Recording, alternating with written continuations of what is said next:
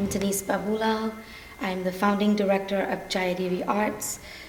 We are a nonprofit organization that preserve, present, educate, and unite the arts and culture of Trinidad, Guyana, Jamaica, Suriname, and other parts of the Caribbean.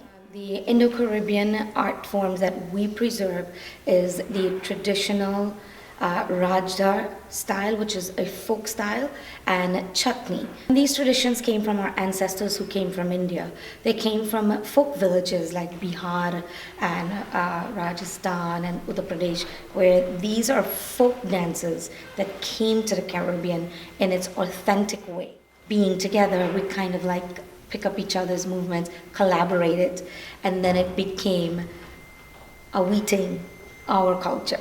Those dancers were for like in the temples, for weddings, for birth of a child, any sort of cultural celebration. The Rajda is dying.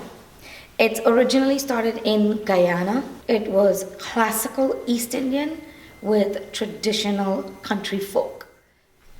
In Bihar, the original chati is where the hips only move side to side, the entire dance. And you travel as fast or as slow as medium to be able to tell the story. And you use your hand to tell the story with mudras. In the Caribbean, being influenced by the African and the Latin influences, now instead of the waist going side to side, it has a whole different structure where it now goes in circles, sideways, up, down, very fast, very slow, all the way to the ground, all the way up. So now Trinidad and Tobago now has its own style that's called Chutney. Our duty now is to keep it's in this traditional form. And in order to find Chutney, you have to come to Trinidad. When you hear the word Chutney, music or dance, automatically it's a negative stigma of a vulgar dance.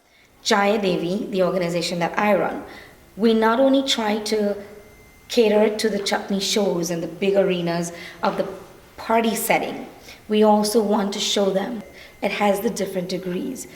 I can take a Chutney dance straight into a temple and keep it clean, with waist just very mild side to side, fully covered. That same dance could mellow down to be able to be in a sophisticated atmosphere.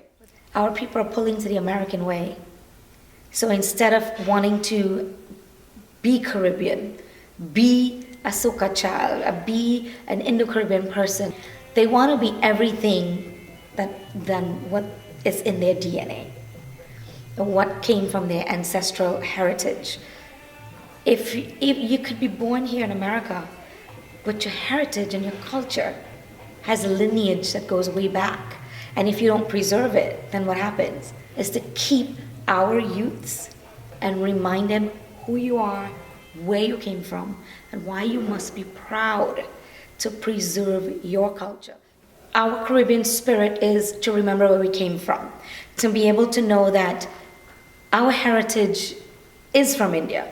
Our ancestors who came as indentured laborer, after their 100-year freedom, they had the choice to go back, but they choose to stay in their new land, build a new life, and build a new culture.